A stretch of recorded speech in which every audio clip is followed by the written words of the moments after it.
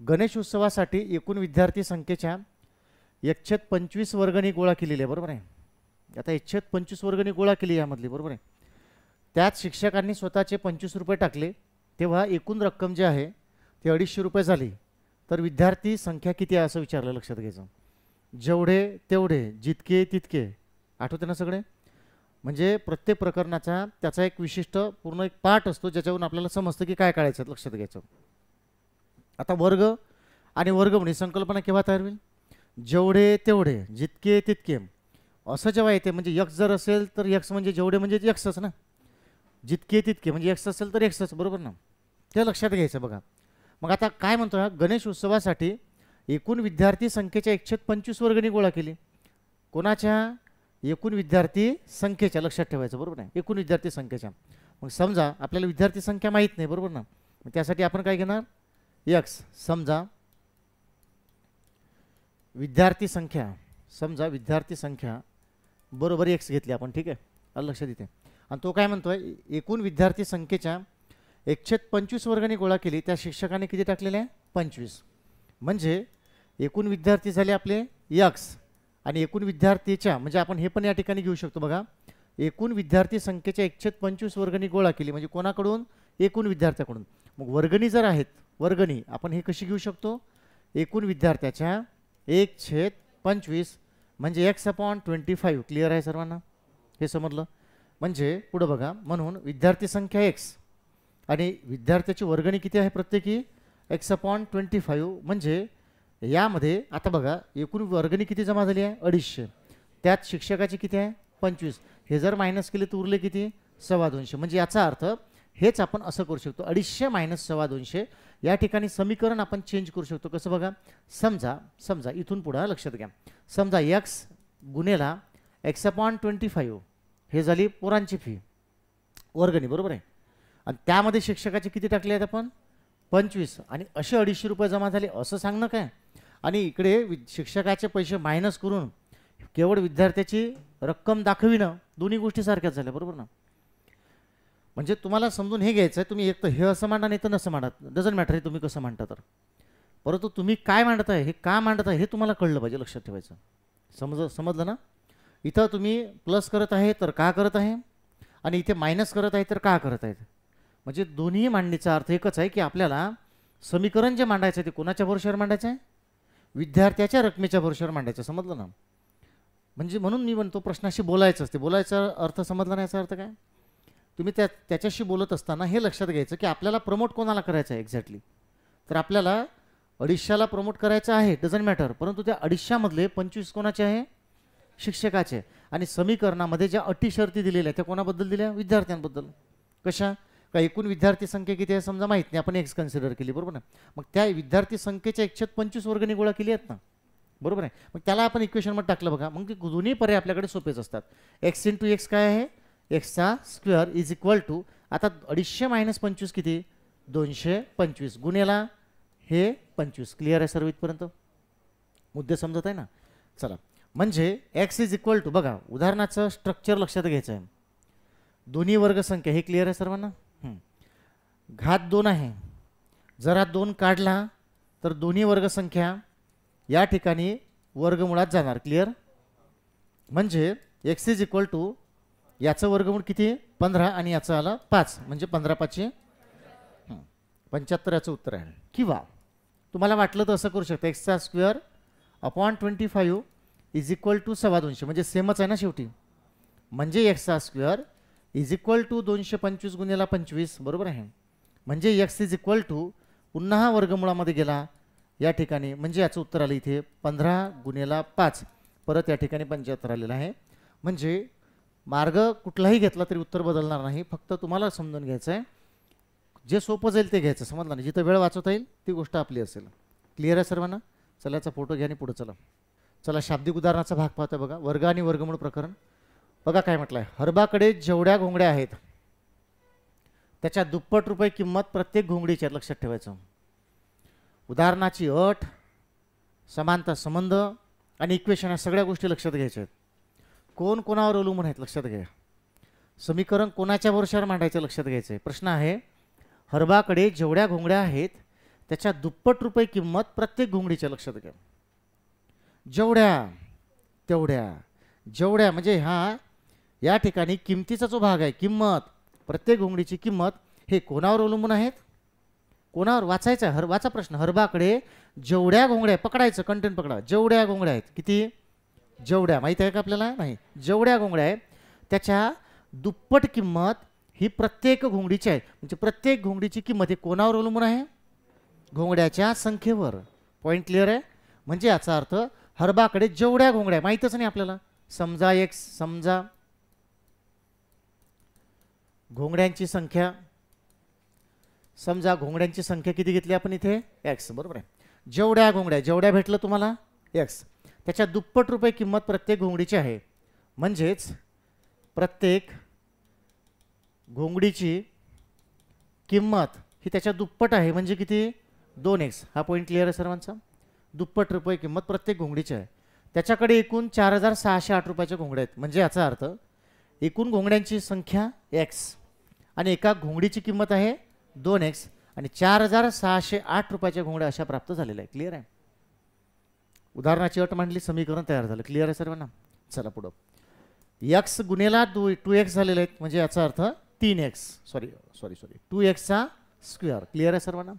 2x गुणेला x, 2x चा square is equal to 4608. हा मुद्दा क्लिअर आहे सर्वांचा? बरोबर आहे. आता आपल्याला कोणाची किंमत काढायची? x ची, बरोबर ना? x चा square is equal to 4608 upon 2. हे क्लिअर आहे? कारण गुणाकारामध्ये 2 आहे, तो कुठे येणार? भागाकारामध्ये येणार, बरोबर आहे. म्हणजे x चा स्क्वेअर इज इक्वल टू, जर या 2 त्याला भाग दिला तर 2 2 4, 2 3 6, 0 2 4 8, म्हणजे 2304 हे उत्तर आलं त्याचं. बरोबर आहे. आपल्याला काढायचं आहे x. म्हणजे x जर काढायचं म्हटलं, हा घात 2 आहे, हा जर काढला आपण तर 2304 हे कुठं जाणार? वर्गमुळामध्ये जाणार, बरोबर आहे. म्हणजे x इज इक्वल टू, आता कोणाचा वर्ग आहे हा? 48चा. Very good. म्हणजे याचं उत्तर आहे 48, दुसऱ्या क्रमांकाचा. हा सरळ सेवाला वगैरे बऱ्याचदा आलेला प्रश्न, लक्षात घ्या. ठीक आहे? चला फोटो घेऊन घ्या त्याचा. पुढं चला, चला लक्षात घ्या. 54 नंबरचा जर आणि तरचा जर प्रश्न असेल तर उत्तर कशामध्ये सापडतं? त्याचा जर मध्ये, बरोबर आहे. बघा लक्षात इकडे. जर p ची व्हॅल्यू, q ची व्हॅल्यू 144. प्रश्न आहे 3 वर्गमुळामध्ये p प्लस वर्गमुळामध्ये q, बरोबर आहे. किमती दिलेल्या आहेत. म्हणजे याचा अर्थ वर्गमुळामध्ये 3 वर्गमुळामध्ये p ची व्हॅल्यू काय आहे? 64. हे क्लिअर आहे सर्वांना? प्लस q ची व्हॅल्यू काय आहे? 144 ॲज इट इज मांडलीत आपण. समजलं रे सर्वांना? चला, वर्गमुळामध्ये 3, 64चं वर्गमूळ 8 गुणेला प्लस 144चं 12, पुन्हा वर्गमुळामध्ये 8 त्रिक 24 प्लस हे 12 येणार. म्हणजे वर्गमुळामध्ये किती आले? 36, बरोबर आहे. म्हणजे त्याचं उत्तर काय? 6. ठीक आहे, लिहून घ्या. काय म्हणतोय प्रश्न? दिसायला एकदम सिंगल लाईन क्वेश्चन आहे. ठीक आहे ना? समीकरण किती महत्त्वाचं आहे लक्षात घ्यायचं आहे. एका वाक्याचा प्रश्न आहे तो, जास्त नाही त्याच्यामध्ये. परंतु ह्या एका वाक्याचा प्रश्न सोडत असताना जर प्रॉपर मांडणी जर नाही झाली तरी उत्तर बदलतं, लक्षात ठेवायचं. आपलं पहिलं काम आहे प्रश्न वाचा चांगला, त्याला आपल्या भाषेमध्ये समजून घ्या व्यवस्थित आणि त्याचं म्हणणं समजून घ्या. बघा काय म्हटलं, एका अपूर्णांकाचे वर्गमूळ त्याच्या काय आहे? आता हा त्याच्या शब्द कोणावर डिपेंड आहे? हा एकावर, बरोबर आहे. एका अपूर्णांकाचे वर्गमूळ त्याच्या म्हणजे कोणाच्या? जो तुम्ही माहीत करून घेणार तो, बरोबर ना? तर तो अपूर्णांक कुठला? बरोबर. प्रश्न भाग समजला याच्यामधला, बरोबर ना? आपल्याला अपूर्णांक माहीत नाही, लक्षात घ्या. हा शब्द जो आहे हा आपल्याला कन्फ्यूज करतो. ठीक आहे ना? कन्फ्यूज म्हणजे का बरं? एखादी संख्या म्हटलं तर आपण जसं x कन्सिडर करतो तसं अपूर्णांक म्हटलं तर अंश आणि छेद काय xy घेणार का आपण?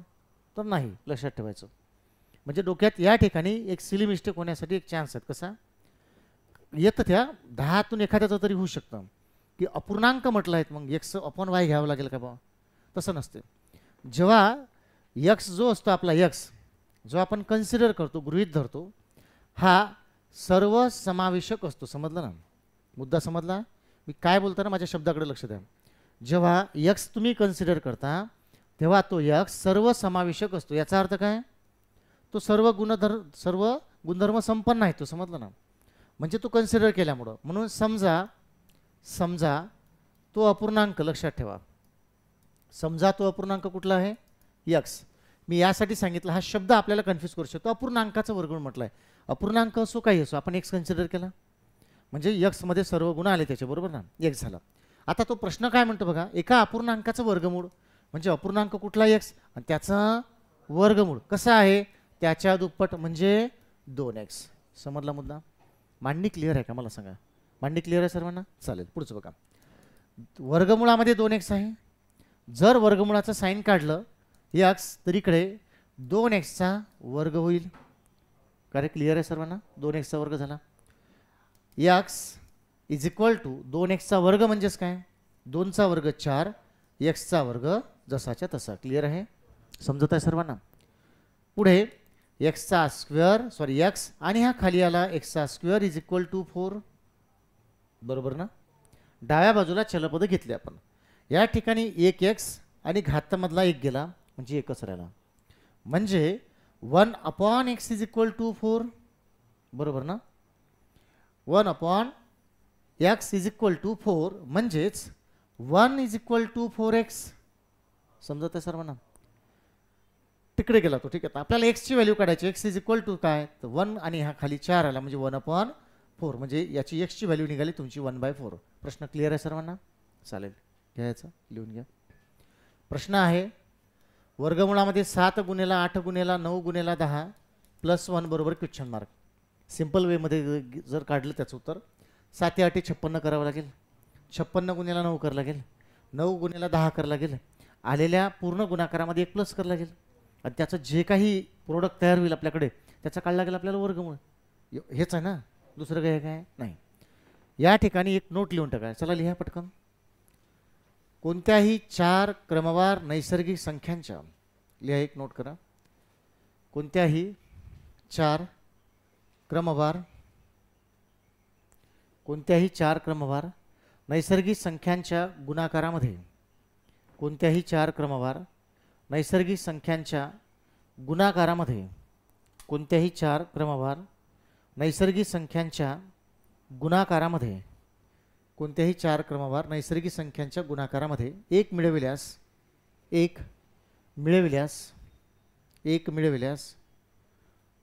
वर्गसंख्या प्राप्त होते. 1 मिळविल्यास वर्गसंख्या प्राप्त होते. वर्गसंख्या प्राप्त होते लिहिलं. आणि तिचे वर्गमूळ आणि तिचे वर्गमूळ आणि तिचे वर्गमूळ आणि तिचे वर्गमूळ हे पहिली संख्या गुणेला चौथी संख्या, हे पहिली संख्या गुणेला चौथी संख्या लक्षात ठेवायचा. पहिली संख्या गुणेला चौथी संख्या प्लस 1, पहिली संख्या गुणेला चौथी संख्या प्लस 1 हे असते. पहिली संख्या गुणेला चौथी संख्या प्लस 1 हे असते. म्हणजे याचा अर्थ याचं वर्गमूळ कुठलं असेल 7 गुणेला 10 प्लस 1 म्हणजे उत्तर आलं त्याचा 71. प्रश्न क्लिअर आहे सर्वांना? ही शॉर्ट ट्रिक लक्षात आली घ्यायची. जर या पद्धतीनं कुठलंही पद जर दिले असेल, असा एक प्रश्न अजून नोट्समध्ये आहे पाठीमागे, याच्या मागच्या नंबरला असेल कुठेतरी. समजा कुठली पण लक्षात घ्यायचं, कुठली पण किती मोठी असू द्या डझंट मॅटर. समजा 51 गुणेला 52 गुणेला 53 गुणेला 54. बरोबर आहे. ह्या 4 क्रमवार नैसर्गिक संख्या आणि त्याच्यामध्ये जर 1 प्लस केला आणि त्याचं जर आपल्याला वर्गमूळ विचारलं तर पहिली संख्या 51, दुसरी शेवटची 54. हा जो गुणाकार आहे ना त्याच्यामध्ये 1 प्लस केला की त्या प्रश्नाचं उत्तर सुटून जातं, निघून जातं. क्लिअर आहे? प्रश्न आणि संकल्पना क्लिअर आहेत का सर्वांना? क्लिअर आहे? चलो नेक्स्ट क्वेश्चन. ठीक आहे, पहा लक्षात द्या. समजून जास्त घ्यायचा सोडवण्यापेक्षा.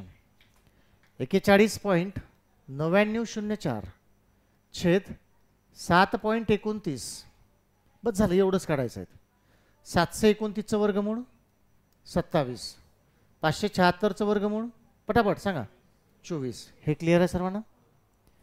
बघा शिकवताना काय दिलं नाही तेवढं लक्षात घ्यायचं.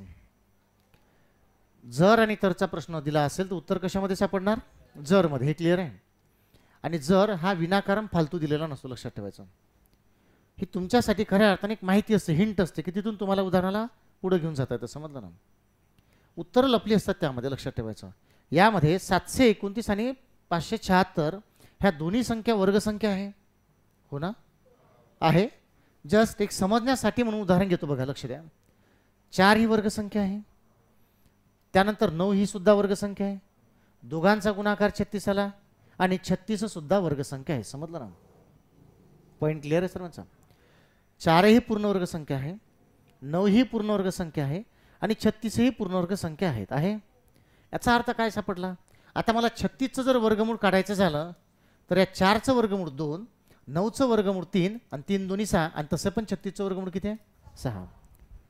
याचा अर्थ काय सापडला? कुठल्याही 2 किंवा जास्त पण असू शकतं. समजलं ना? कुठल्याही 2 वर्गसंख्यांचा गुणाकार हा सुद्धा वर्गसंख्याच असते. पॉईंट क्लिअर आहे सर्वांना? आणि मग त्याचे वर्गमूळ हे त्या 2 वर्गसंख्यांची वर्गमुळांचा गुणाकार असतो. मुद्दा समजला ना? कोणत्याही 2 वर्गसंख्यांचा गुणाकार हा काय असतो?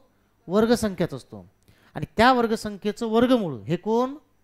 तर त्या 2 संख्यांच्या वर्गमुळाचा गुणाकार. मुद्दा क्लिअर आहे सर्वांना? लिहा फास्ट. कोणत्याही वर्गसंख्यांच्या कोणत्याही 2 वर्गसंख्यांचा गुणाकार, कोणत्याही 2 वर्गसंख्यांचा गुणाकार, कोणत्याही 2 वर्गसंख्यांचा गुणाकार, कोणत्याही 2 वर्गसंख्यांचा गुणाकार हा सुद्धा वर्गसंख्याच येतो. हा सुद्धा वर्गसंख्याच येतो.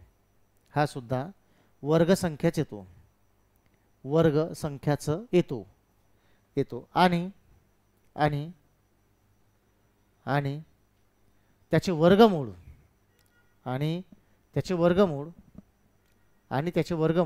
हे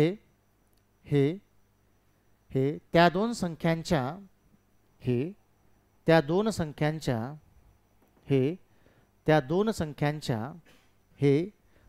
संख्यांच्या वर्गमुळाचा गुणाकार असते. वर्गमुळाचा गुणाकार असते. मुद्दा क्लिअर आहे सर्वांना? वर्गमुळाचा गुणाकार असते. ओके, चालेल. इथपर्यंत सर्वांना समजलं का? बोला. क्लिअर आहे? आता बघा, सोडवायची गरज नाही बरं, लक्षात घ्यायचं. हे तर झालं एक. आता परंतु आपण याच्या आधी पण बऱ्याचशा गोष्टी क्लिअर केल्या. कशा? बघा, बॉड मासमध्ये पाहिलं, व्यवहारी अपूर्णांकात पाहिलं, दशांश अपूर्णांकात पाहिलं. आता जे नोट आपण त्या ठिकाणी लिहिलेले आहेत त्याचं या ठिकाणी फारसं काम नाही येत. लक्षात घ्या, जे लिहिलं ना त्याचं काम या ठिकाणी एकदम नाही येत आपल्याला, पण पुढं कुठंतरी पडणार आहेत. हे यासाठी दिलं कारण दोन्ही वर्गसंख्या आहे, म्हणजे आलेलं उत्तर जे आहे दोन्ही काय वर्गसंख्याचं आहे. मग याचं जर वर्गमूळ विचारलं असतं, सब क्वेश्चन पण या ठिकाणी लक्षात घ्या. समजा हीच माहिती असताना एखादा प्रश्न जर त्यांना यांना म्हणजे पुढं काय चेंज करू शकतो, तो माहिती हीच आहे, लक्षात घ्या. पुढे इथून जर त्याला चेंज करायचं म्हटलं तर तो 41,99,04चं वर्गमूळ सुद्धा विचारू शकतो. झाला एक क्वेश्चन तयार. मग अशा वेळेस याचं वर्गमूळ किती आहे? 27 आणि याचं ह्या दोघांचा गुणाकार हे आपल्या या प्रश्नाचं उत्तर राहिलं असतं. समजलं ना? म्हणजे मुद्दे क्लिअर करायचे, नुसतं प्रश्नाचे उत्तर काढायला आपण क्लासमध्ये नाही आलो. लक्षात घ्या, एखादा प्रश्न सोडत असताना त्याच्या अवतीभोवती येणाऱ्या ज्या प्रॉपर्टीज आहे, मग तो समजा ही अट दिलेली आहे त्याच्यावर तो काय विचारू शकला असता. समजलं ना? त्या सगळ्या गोष्टी क्लिअर करायच्या. लक्षात घ्यायचं, कारण ही लर्निंग प्रोसेस आहे. आपल्याला उत्तर काढायचं आहे, ह्या पेपरला तर विषयच नाही. पेपरला काही शिकत बसणार का? सध्या इथं जे आपण शिकतोय त्याच्यासोबत डिस्कस केलं पाहिजे की समजा एवढ्या एका माहितीच्या आधारावर तो काय काय विचारेल. जसं त्याने हे विचारलं तसा तो हा पण विचारू शकतो. समजलं ना? त्या लक्षात, म्हणजे हे जे XYZ क्वेश्चन तयार होतात त्यावरून हे सुद्धा शिकताना आपण पाहिले पाहिजे. लक्षात घ्यायचं. आता येऊयात आपल्या मूळ प्रश्नाकडे. तो म्हणतो आहे, आता बघा याच्या आधी पण एक नमुना आपण याच्या आधी पण घेतलेला. कसे? बघा, समजा 4 × 5 बरोबर जर 20 असेल. समजलं ना? जस्ट एक सिंपल समजण्यासाठी म्हणून. आणि मग 20ला जर आपण 4ने भागलं तर उत्तर किती येणार ना? किंवा ह्याच 20ला जर मी 5ने भागलं तर उत्तर किती येणार? 4. याचा अर्थ दोघांचा गुणाकार जर हा आहे, वर्गमुळाच्या साईनचा विचार सध्या नका करू, ते नंतर बघू. दोघांचा गुणाकार जर हा आहे तर या संख्येला म्हणजे पॉईंटचा पण विचार नका करू, नंतर बघू ते. याने भागलं तर हा भागाकार येईल आणि यानं भागलं तर हा येईल. हा मुद्दा क्लिअर आहे का? बघा, प्रश्न सोडवण्याच्या आधी पहिल्यांदा सोल्युशन माइंडमध्ये तयार करा, म्हणजे टू द पॉईंट कंटेंट हातात लागतो. समजलं ना? पर्यायानं वेळ वाचवता येतो. लक्षात घ्यायचं. म्हणजे या ठिकाणी जर मी आतमधल्या आतमध्ये जर पॉईंट मॅनेज केले तर या ठिकाणी पॉईंट निघून निघाला ना तो पॉईंट. म्हणजे 779 गुणेला 29 आणि त्यावर 2 शून्य दिले आपण. क्लिअर आहे सर्वांना? आणि 729 गुणेला किती? 576. मुद्दा समजला? लक्षात आलं का सर्वांना? अरे दोघांचा गुणाकार म्हणजे हा ना, मग 729 जर भाग दिला तर 576चा भाग नाही बसेल का त्याला? मला सांगा भागाकार क्लिअर आहे का? सगळ्यांना क्लिअर आहे? 100% क्लिअर आहे? ओके, चलो नेक्स्ट. मग आता वर्गमुळातल्या वर्गमुळात आहे, या 576चं वर्गमूळ किती आहे? 24. आणि या 100चं किती आहे? 10. समजलं? 10 भागलं म्हणजेच उत्तर किती येणार? 2.4. या ठिकाणी पहिलं उत्तर त्याचं आहे, लिहून घ्या. प्रश्न आहेत आपला 27.5625, छेदामध्ये आहे 6.25. बरोबर आहे, हाच मुद्दा ना. ही पण वर्गसंख्या आहेत. जर क्वेश्चन इथून ट्रान्सफर करू, जर त्याने विचारलं असतं 27.5625चं वर्गमूळ काढा, मी काय केलं असतं? याचं वर्गमूळ 21, याचं 25, याचा जो गुणाकार येईल ते त्याचं उत्तर राहिलं असतं. हे क्लिअर आहे. परंतु सदर प्रश्नामध्ये असं नाही विचारलं, त्याच्यामुळे याला सोडूयात आपण. लक्षात इकडे पॉईंटची घरं जर मॅनेज केली म्हणजे शून्य वाढून, तर हा निघून जाणार. हे क्लिअर आहे? समजलं? ओके. 625 भाग दिला याला, तर हा भागाकार येईल ना. 625 625 0 0. बरोबर आहे. आणि 625 गुणेला 441. मुद्दा क्लिअर? अर्थातच वर्गमुळामध्ये 441 भागेला 100 म्हणजे 441चं वर्गमूळ 21 आणि 100चं 10 म्हणजे उत्तर आलं 2.1. चला लिहून घ्या. आपल्याला पूर्ण कंटेंट चॅप्टर वाईज समजून घ्यायचे. लक्षात घ्या. प्रश्न काय म्हणतोय बघा. कोणत्या दोन क्रमवार धनपूर्णांक संख्यांच्या, आता हे उगाच टाकलं असतं बरं, लक्षात घ्यायचं. याच्या आधी पण शिकलं धनपूर्णांक, नैसर्गिक सम, नैसर्गिक विषम. आता सम आणि विषम नैसर्गिकच असते ना, त्याला सोबत नैसर्गिक सम हे म्हणण्याचा काही पॉईंट राहिला नाही. आता हे कशासारखं झालं? श्री रमेश राव, समजून आलं ना? आहे रमेश रावच, पण त्याला श्री लागतो ना. हे अशासारखं नैसर्गिक सम, नैसर्गिक विषम. पॉईंट क्लिअर आहे? तर त्यांना गोंधळून जायचं नाहीत. धनपूर्णांक म्हणजे आलं त्याच्यामध्ये आपण जे शिकलोय तसंच आहे. बरोबर आहे. दोन क्रमवार संख्या कशा आहे? क्रमवार आहे. कशा आहे? धनपूर्णांक. धनपूर्णांकाचा अर्थ या ठिकाणी कुठला घ्यायचा आहे? नैसर्गिक. हा लक्षात घ्यायचं. मग ती 15 पण असू शकते, ती 16 पण असू शकते, ती 17 पण असू शकते. नैसर्गिक संख्या कुठल्या पण आलं. ठीक आहे ना. धनपूर्णांक संख्यांमध्ये सम आणि नैसर्गिक, सम आणि विषम दोन्ही येईल ना, त्यामुळे हे समजून घ्यायचं. लक्षात घ्यायचं. याचा अर्थ असा आहे प्रश्न, दोन क्रमवार नैसर्गिक संख्यांच्या वर्गातील फरक 117 आहे असं त्याला म्हणायचं आहे. नीट लक्षात घ्यायचं आहे बरोबर. हा प्रश्न पूर्ण समजून घ्यायचं. 3 मार्क क्लिअर करू आपण इथे. लक्षात घ्या. 3 मार्क कुठून? एकवा प्रश्न 3 मार्क कसे? याच्या सोबतीला एकदा पहिले हा प्रश्न समजून घ्या. प्रश्न आहे कोणत्या दोन क्रमवार नैसर्गिक संख्यांच्या वर्गातील फरक 117 आहे. प्रश्न क्लिअर आहे? समजला ना मुद्दा? मला असं म्हणायचं आहे, आपण प्रिपरेशन करतोय, विचारलेला प्रश्न उत्तर काढून मोकळा करायचा नाही. लक्षात घ्या. जर तो नैसर्गिक संख्यांबद्दल जर प्रश्न विचारू शकतो, तर तो सम आणि विषमबद्दल सुद्धा विचारू शकतो ना. पॉईंट क्लिअर आहे सर्वांचे? कळत आहे का मी काय बोलतो? तर मग जर विचारलं, मग वाट पाहिजे का विचारण्याची? मग करू ना तयार आपणच प्रश्न. लक्षात घ्या. जागा सोडून दुसरा प्रश्न लिहा. चला लिहा सर्वांनीच. जागा सोडून दुसरा प्रश्न लिहा.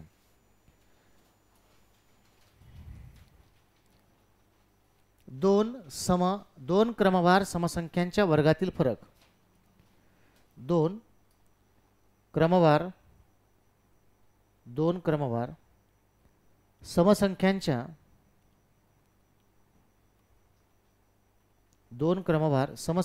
वर्गातील फरक. दोन क्रमवार समसंख्यांच्या वर्गातील फरक. दोन क्रमवार समसंख्यांच्या वर्गातील फरक. समसंख्यांच्या वर्गातील फरक 60 आहेत. 60 आहेत. तर त्या संख्या काढा. तर त्या संख्या काढा. तर त्या संख्या काढा. दोन क्रमवार समसंख्यांच्या वर्गातील फरक 60 आहेत. तर त्या संख्या काढा. तर त्या संख्या काढा. जसा समचा लिहिला तसा विषमचा सुद्धा तयार होतो. बरोबर आहे? लिहा तिसरा क्वेश्चन. तिसरा विषम बद्दल लिहितोय आपण. लक्षात घ्या. विषम बद्दल लिहा. दोन क्रमवार विषम संख्यांच्या वर्गातील फरक. दोन क्रमवार विषम संख्यांच्या दोन क्रमवार विषम संख्यांच्या वर्गातील फरक 56 आहेत. दोन क्रमवार विषम संख्यांच्या वर्गातील फरक 56 आहेत. तर ती संख्या कोणती, तर ती संख्या कोणती, तर ती संख्या कोणती किंवा तर त्या संख्या कुठल्या, ठीक आहे.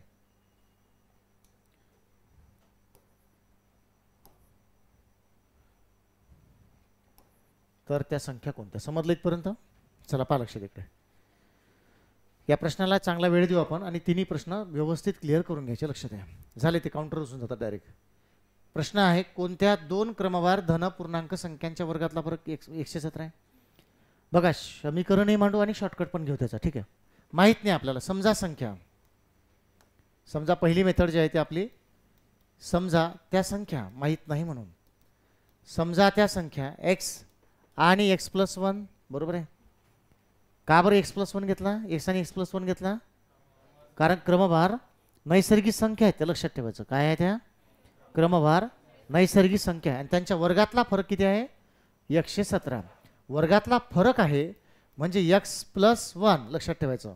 ही संख्या मोठी ना, म्हणून x+1 चा वर्ग मायनस x चा वर्ग इज इक्वल टू 117. समजलं, हे क्लिअर आहे. म्हणजे पहिल्या पदाचा वर्ग प्लस ट्वाइस AB म्हणजे 2x प्लस दुसऱ्या पदाचा वर्ग 1 चा वर्ग 1 मायनस x चा वर्ग इज इक्वल टू 117. या फॉर्म्युल्याचा विस्तार हा आहे. हे क्लिअर आहे सर्वांना, माहिती नाही, बऱ्याच वेळा शिकलो आपण. अरे क्लिअर आहे सर्व. दोन पदाच्या बेरजेचा वर्ग म्हणजे पहिल्या पदाचा वर्ग प्लस 2x, दोन गुणिला पहिलं पद गुणला दुसरं पद, बरोबर आहे. दुसऱ्या पदाचा वर्ग पण लिहिला. याला सॉल्व करूयात आपण. प्लस मायनस मध्ये हा कॅन्सल झाला, बरोबर ना. म्हणजे 2x इज इक्वल टू 117 मधून हा 1 गेला म्हणजे 116 राहिले. समजलं.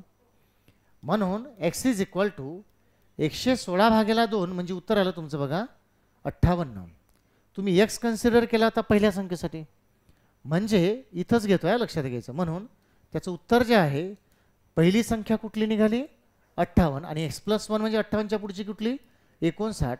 म्हणजे ह्या प्रश्नाचं उत्तर आहे बघा 58 आणि 59. तिसरा म्हणजे ते मागं पुढे दिले त्यांनी, पण चालेल, काय प्रॉब्लेम नाही. क्लिअर आहे का सांगा मला. या प्रश्नाचं उत्तर सर्वांना समजलं का व्यवस्थित. प्रश्न सुटला, लक्षात घ्यायचं. प्रश्न सुटला. सेम क्वेश्चन पुढे जाऊ.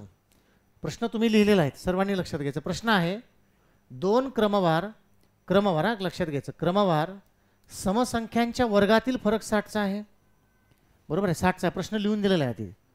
तर त्या संख्या कुठल्या असं विचारलं आहे. तर बघा याचं सुद्धा कसं येईल. समजा त्या संख्या माहीत नाही म्हणून x आणि x+2, बरोबर आहे. आता वर्गातला फरक म्हटलं तर ही मोठी ना, म्हणजे x+2 त्याचा वर्ग मायनस x चा वर्ग म्हणजे 60. समजलं रे. परत फॉर्म्युला आला, म्हणजे पहिल्या पदाचा वर्ग प्लस ट्वाइस AB म्हणजे या ठिकाणी येणार 4x. क्लिअर आहे का. 2 गुणिला पहिलं पद गुणिला दुसरं पद म्हणजे 4x. समजलं. आणि प्लस 2 चा वर्ग किती 4 मायनस x चा वर्ग जसाच्या तसा इज इक्वल टू 60. समजलं. प्लस मायनस मध्ये x चा स्क्वेअर निघून गेला, म्हणजे 4x इज इक्वल टू 60 मधून हे 4 गेले, उरले किती 56. मुद्दे समजत आहे ना सर्वांना.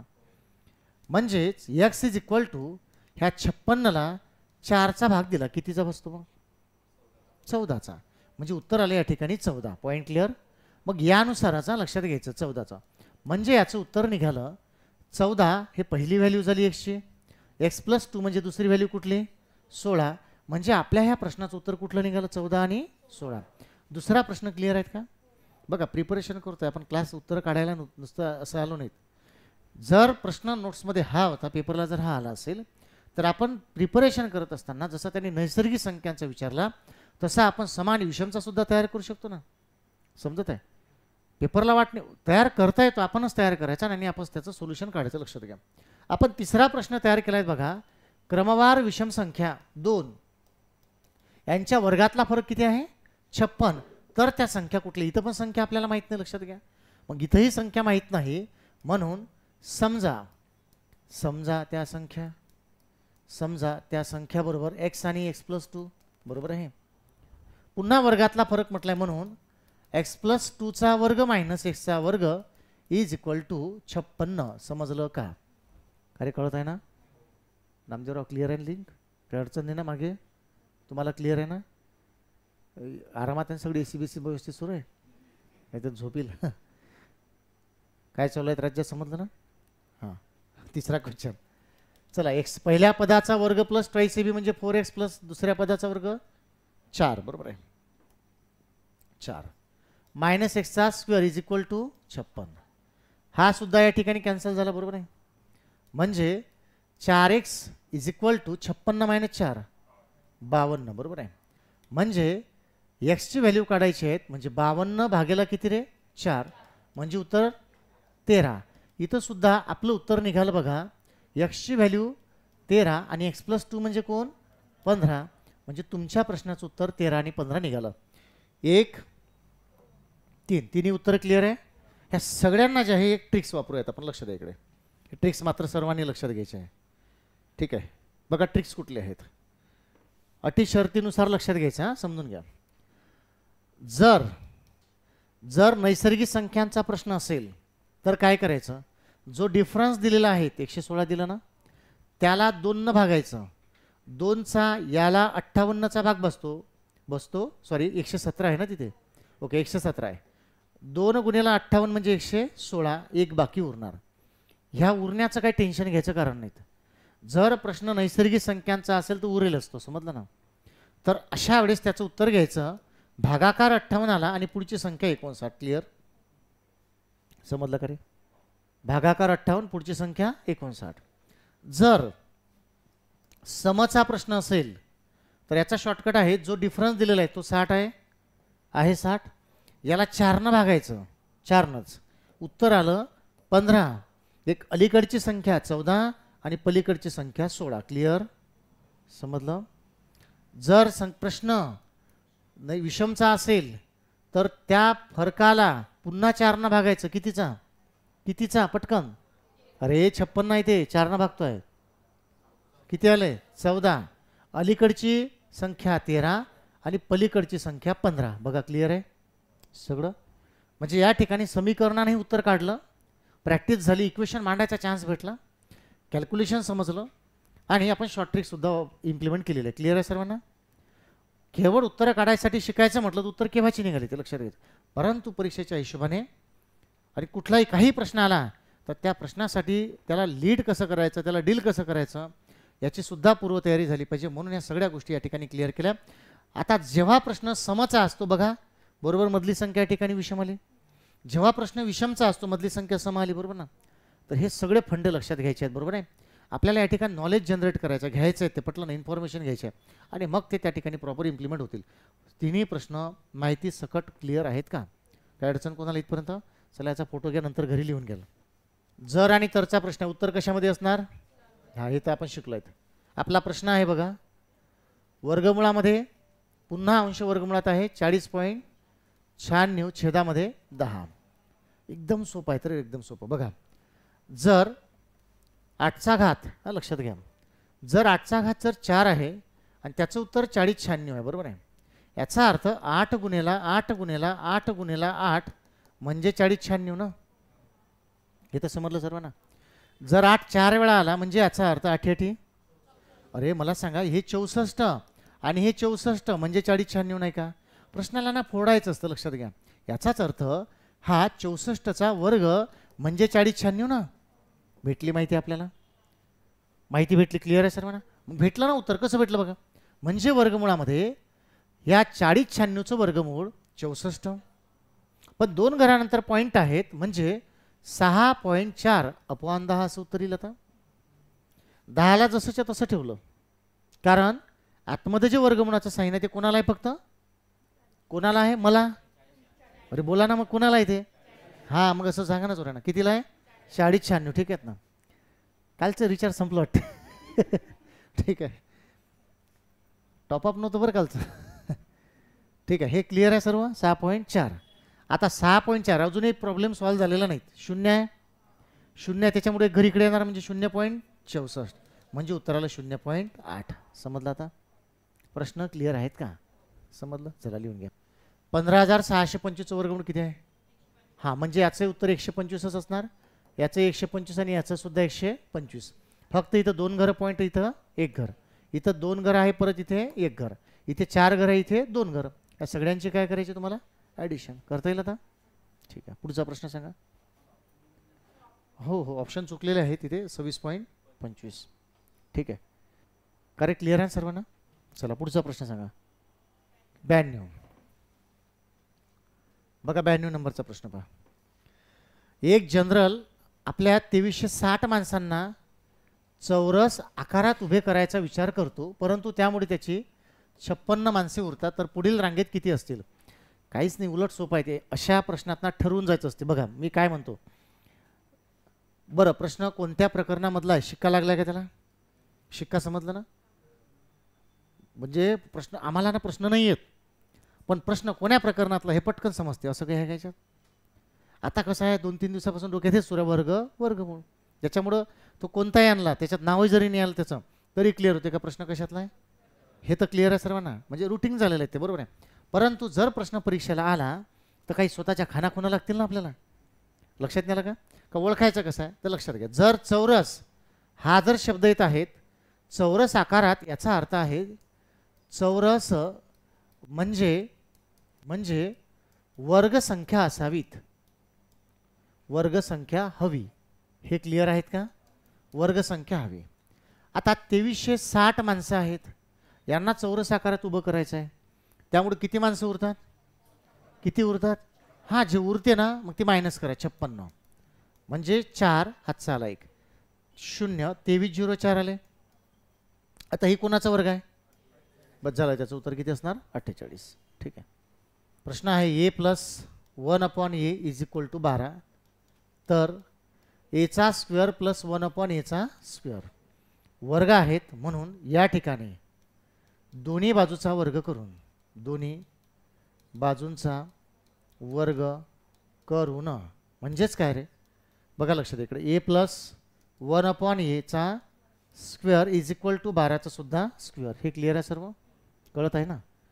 बघा आता म्हणूनच पहिल्या पदाचा वर्ग म्हणजे याचा स्क्वेअर बरोबर, प्लस ट्वाईस ab म्हणजे 2 गुणेला पहिलं पद गुणेला दुसरं पद बरोबर, सॉरी, प्लस दुसऱ्या पदाचा वर्ग म्हणजे 1/a स्क्वेअर, आणि 12चा वर्ग किती 144.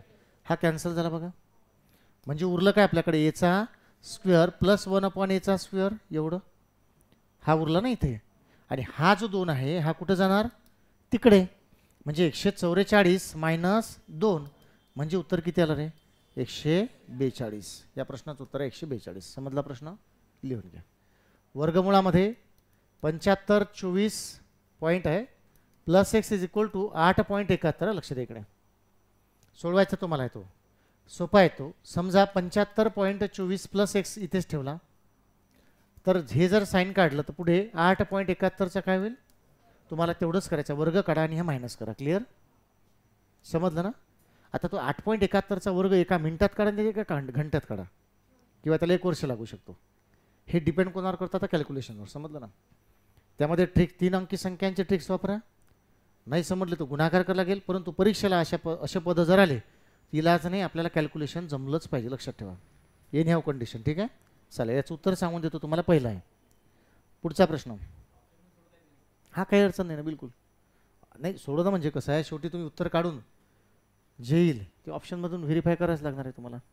प्रश्न आहे वर्गमुळामध्ये 72 वजा वर्गमुळामध्ये 18, त्याला ब्रॅकेट कंप्लीट केला, नोट्समध्ये भागेला दिलाय, पूर्ण ब्रॅकेटला मी खाली लिहितो असा 12. क्लिअर आहे का. प्रश्नाला सोपं करायचं, लक्षात घ्या. आपण सरळ रूप देणे या टायटल खालचे प्रकरण पाहतोय, लक्षात घ्या. त्यामुळं याला सोडवताना सिम्प्लिफाय करा पहिलं, म्हणजे त्याला बघा प्रश्न असा होता समजण्यासाठी असा मांडला. क्लिअर आहे. आता 72चे 2 फॅक्टर जर पाडले तर ते आहेत 36 गुणेला 2 72. क्लिअर, त्यामध्ये एक वर्गसंख्या आली पाहिजे, कालच सांगितलं, आणि मायनस 18चे फॅक्टर आहे 9 गुणेला 2. हे समजलं, हे क्लिअर आहे सर्वांना. साइन त्रिक 18 होते पण वर्गसंख्या पाहिजे आपल्याला, लक्षात ठेवा. 12चे फॅक्टर आहे 4 गुणेला 2. क्लिअर, अरे समजलं ना, सॉरी, हा 4 त्रिक 12 आहे, सॉरी 4 त्रिक 12. हे क्लिअर आहे सर्वांना. आता 36चं वर्गमूळ किती 6 आतमध्ये राहिले 2 समजलं. -9चं वर्गमूळ 3 आणि आतमध्ये राहिले 2 हे क्लिअर आहे. 4चं वर्गमूळ 2 आतमध्ये राहिले 3 क्लिअर आहे. मुद्दे समजत आहे ना.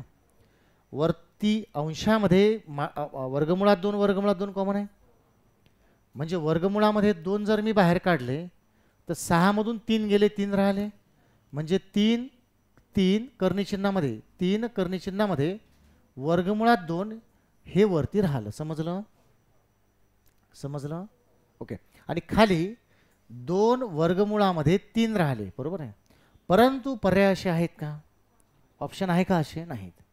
जर ऑप्शन असं नाही तर परत मी त्याला आतमध्ये जातोय घेऊन. कसं बघा जर मी हा 3 आतमध्ये टाकला लक्षात घ्या तर तो 9 होऊन जाणार आणि वर्गमुळात 2 जसा आहे तसा आहेच आधी क्लिअर. हा 2 जर मी आतमध्ये टाकला तर तो 4 होऊन जाणार आणि 3 जसा आहे तसा आहेच. आता आपण शिकलो आहेत A/B असं लिहा किंवा असं लिहा तरी सारखंच आहे बरोबर आहे. हे दोघांना सेपरेट असणं काय आणि दोघालाही मी 9 दुनी 18/12 असं लिहिणं काय सारखंच ना. बघा तुम्हाला काय समजतं ना त्या भाषेमध्ये उदाहरणाला कन्वर्ट करायचं समजलं ना. फार डोक्याला ताप लावायचं आणि सोप्या सोप्या पद्धती मेंटेन करायच्या लक्षात घ्या म्हणजे प्रेशर राहणार आहे. sin 3 18 sin 2 12 ना म्हणजे उत्तर आलं त्याचं 3/2 पण कसं वर्गमुळामध्ये म्हणजे याचं उत्तर आहे बघा चौथं. प्रश्न क्लिअर आहे सर्वांना. चला लिहून घ्या. 9चं वर्गमूळ -3 म्हणजे 16चं वर्गमूळ 4 +4 म्हणजे 25चं 5 -5 म्हणजे 36 आणि 36चं किती 6 ठीक आहे. पुढे सांगा 120 120चं उत्तर हा समजून घे. महत्वाचा प्रश्न लक्षात इकडे कारण अपरिमेय संख्या आहेत त्या. अपरिमेय संख्या कोणाला म्हणतात अपरिमेय संख्या कोणाला म्हणतात कालच सांगितलं ना ज्यांचे निश्चित वर्गमूळ निघत नाही बरोबर आहे. चला पहा लक्षात इकडे वर्गमुळामध्ये 32 आहे प्लस वर्गमुळामध्ये 48 आहे बरोबर. छेदामध्ये वर्गमुळात 8 प्लस वर्गमुळामध्ये 12 आहे. आता 32चे फॅक्टर कुठे पडणार 16 गुणिले 2 आणि 48चे फॅक्टर आहे 16 गुणिले 3 क्लिअर आहे. वर्गसंख्या आली पाहिजे एक 32 आहे म्हणजे 4 8 32 नाही मोठा फॅक्टर आला पाहिजे 16 जो वर्गसंख्या आहे. आणि 8चे फॅक्टर पडणार या ठिकाणी 4 गुणिले 2 आणि 12चे फॅक्टर आहे 4 गुणिले 3. 16चं वर्गमूळ 4 बाहेर पडलं 2 आतमध्ये राहिलं. 16चं 4 बाहेर पडलं आतमध्ये राहिले 3 क्लिअर. 4चं 2 बाहेर पडलं आतमध्ये राहिले 2. 4चं 2 बाहेर पडलं आतमध्ये राहिले 3 क्लिअर. 4ला कॉमन काढलं तर आतमध्ये लक्षात घ्यायचं 4 बाहेर काढले तर आतमध्ये वर्गमुळात 2 प्लस वर्गमुळात 3 राहिले. जर 2 बाहेर काढले तर आतमध्ये वर्गमुळात 2 प्लस वर्गमुळात 3 राहिले. 2 दुनी 4 झाले बरोबर आहे. आणि हा कॅन्सल झाला म्हणजे उरलं काय तुमच्याकडे फक्त 2 समजलं. वर्गमुळामध्ये 98 गुणेला वर्गमुळामध्ये 72. आता 98चे फॅक्टर कुठले पडणार 49 गुणेला 2 बरोबर आहे वर्गसंख्या आहे ती. आणि 36चे फॅक्टर आहे 36 गुणेला 2 समजलं. 49चं वर्गमूळ 7 आणि वर्गमुळात राहिले 2 जसेच्या तसे. 36चं वर्गमूळ 6 आणि हे 2 हे क्लिअर आहे. एक नियम लक्षात घ्यायचा वर्गमुळामध्ये येचा जर स्क्वेअर असेल तर त्याचं उत्तर येतं ये म्हणजे वर्गमुळामध्ये 2 गुणेला वर्गमुळामध्ये 2 जर आलं तर त्याचं उत्तर काय पडणार 2. म्हणजे ह्या 2 2चा वर्गमुळातल्या गुणाकार केला आणि 7 सकम होते 42. 42 गुणेला याचा गुणाकार येतो 2 म्हणजे उत्तर आलं तुमचं 84. समजलं ठीक आहे.